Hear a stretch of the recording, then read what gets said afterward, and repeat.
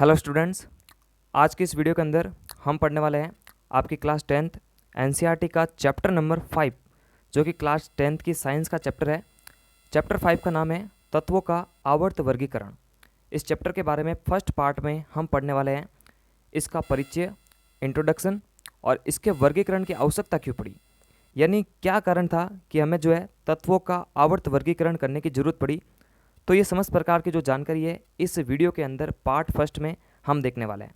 उससे पहले मैं आपको एक चीज़ बता दूं कि इस चैनल के माध्यम से आपको क्लास 10th की मैथ और साइंस जो है आसानी से अवेलेबल हो जाती है। तो आप आराम से जो है प्लेलिस्ट में जाकर देख सकते हैं।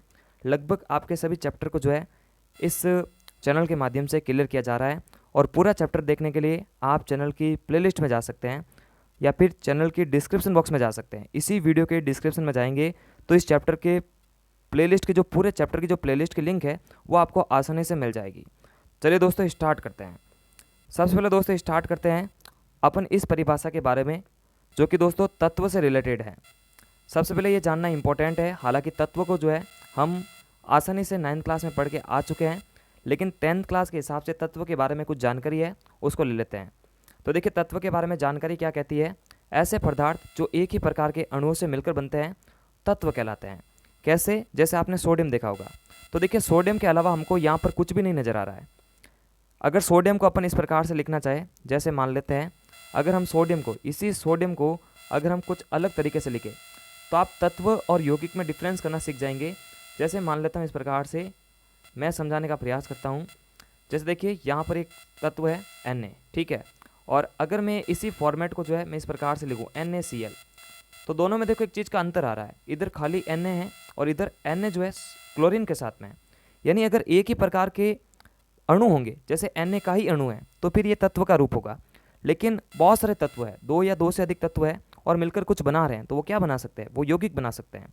तो इस प्रकार के अंदर यौगिक बनता है। और खाली अगर सिंगल कोई भी एक तत्व है तो वो एक ही पदार्थ के या एक ही प्रकार के अणु से मिलकर बनेगा। तो सिंपल आपको ये परिभाषा ध्यान रखनी है। उदाहरण के लिए कोई भी धातु हो सकती है, सोडियम, सोना, मैग्नीशियम, सोडियम, कुछ भी हो सकता है। वैसे बहुत सारे तत्व हैं। तो देखिए तत्वों के बारे में जो जानकारी है हमारी क्लास 10th की साइंस के हिसाब से क्या चल रहा है, आज तक जो है हमें 118 तत्वों की जानकारी प्राप्त हो चुकी है। इन सभी तत्वों के गुण जो है भिन्न भिन्न है, कुछ गैसें हैं, कुछ धातु है, कुछ अधातु है, कुछ उपधातु है, तो वो आगे पढ़ने वाले हैं। इनमें से देखिए 94 तत्व जो है प्राकृतिक रूप से पाए जाते हैं। तो प्रकृति में विद्यमान थे, इसलिए इनको जो है प्राकृतिक रूप में माना गया है। अब दोस्तों पढ़ते हैं अगले वाले पार्ट्स के अंदर, जो कि आपका अगला पॉइंट्स क्या कह रहा है, तत्वों के वर्गीकरण का प्रारंभिक प्रयास। देखिए तत्वों के वर्गीकरण करने की आवश्यकता क्यों पड़ी, इसको भी जानना बहुत इंपॉर्टेंट है। तो देखिए अगर प्रकृति में बहुत सारे तत्व ऐसे ही जो है पड़े हैं और हमको समझ में नहीं आ रहा, जैसे मान लेते हैं एक छोटे से एग्जाम्पल से कि आप किसी भी दुकान में जा रहे हैं, किसी भी शॉप में जा रहे हैं, तो आप वहाँ पर देखते हैं कि एक साबुन का एग्जाम्पल ले लेता हूँ कि वहाँ आप देखते हैं कि एक जो धोने का साबुन होता है, यानी नहाने का जो साबुन होता है वो अलग लिस्ट में पड़ा रहता है। जैसे इस लिस्ट में नहाने का साबुन है, उस लिस्ट में जो है कपड़े धोने का साबुन होता है, उस लिस्ट में कुछ अलग चीज़ें हो सकती है। तो सभी को जो है एक अलग अलग लिस्ट में डाला गया है, एक अलग अलग जगह पे रखा गया है, ताकि आसानी से जो है हम मांगे और वो हमारे को दे सके। तो वैज्ञानिक भी क्या कर रहे हैं, तत्वों के जो अलग अलग गुणधर्म हैं उनको एक जैसा बनाने का प्रयास कर रहे हैं। जैसे अगर कुछ तत्वों के गुणधर्म एक जैसे हैं तो फिर उनको एक ही समूह में रखने का प्रयास कर रहे हैं।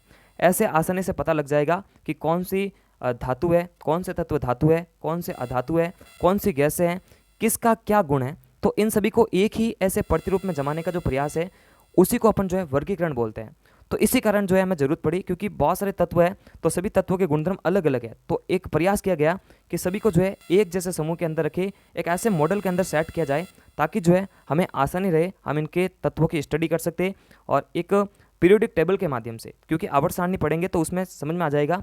आज की जो आधुनिक आवर्त सारणी है उसके अंदर सारे तत्वों के गुणधर्म जो है आराम से मिल जाते हैं। हम पहला समूह देखते ही या दूसरा समूह देखते ही या बहुत सारे समूह को देखते ही जो है डायरेक्ट पता लगा देते हैं कि ये किस प्रकार के तत्व हैं, किस प्रकार के गुण हैं, धातु है, अधातु है, गैस है। तो ये जो प्रयास किया गया वो वैज्ञानिकों के द्वारा किया गया, ताकि तत्वों को जो है हम आसानी से स्टडी कर सके, उनके बारे में जितनी भी जानकारी है आसानी से ले पाए। तो देखिए तत्वों के वर्गीकरण के प्रारंभिक प्रयास, सबसे पहले क्या हुआ था, सबसे पहले जो है ज्ञात तत्वों को धातु और अधातु में वर्गीकृत किया गया।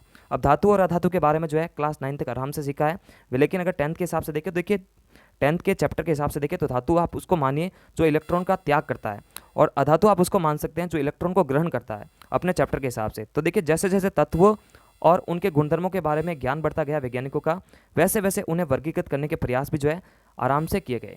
बढ़ते हैं दोस्तों आगे, नेक्स्ट पॉइंट इसी पॉइंट के अंदर कि तत्वों को सुव्यवस्थित ढंग से पढ़ने के लिए और उनके अध्ययन को आसान बनाने के लिए जो है उन्हें वर्गीकृत किया गया। पहला था कि हम जो है इनको आसानी से पढ़ सके, इनके लिए अध्ययन कर सके, उनको आसानी से समझ पाए, उनके गुणधर्मों के बारे में समझ पाए, तो जो है ये प्रयास है वो वर्गीकरण के लिए किए गए। तो सवाल अगर पूछे तो आप डायरेक्ट बता सकते हो कि तत्वों को आसानी से स्टडी किया जा सके, उनके गुणधर्मों के बारे में आराम से या किसी प्रतिरूप के माध्यम से पता लगाया जा सके।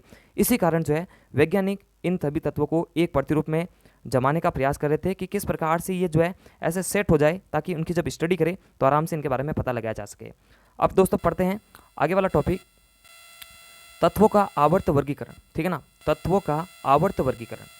तो देखिए तत्वों के आवर्त वर्गीकरण के बारे में सबसे पहले जानकारी मिलती है कि तत्वों की ऐसी व्यवस्था जिसमें निश्चित अंतराल के बाद समान गुण वाले तत्व उपस्थित हो, तत्वों का आवर्त वर्गीकरण कहलाता है। छोटा सा इंपॉर्टेंट सवाल बन सकता है कि तत्वों का आवर्त वर्गीकरण क्या है। तो तत्वों की ऐसी व्यवस्था जिसमें निश्चित अंतराल के बाद में, जैसे अगर आप आवर्त सारणी में देखोगे तो एक निश्चित समय अंतराल के बाद में जब आप रिपीट करोगे इसी समूह को, जैसे इस समूह के अंदर आप आगे चल रहे हो और वापस इसी लिस्ट में आ रहे हो, फिर वापस चल रहे हो, फिर वापस इसी समूह में आ रहे हो, तो आप देखेंगे कि एक समूह के सभी जो तत्व है उनके गुणधर्म एक जैसे हैं।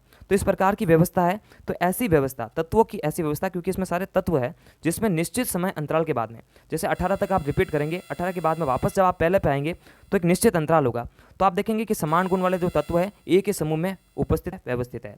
ऐसा जो वर्गीकरण होगा उसे अपन तत्वों का आवर्त वर्गीकरण कहेंगे।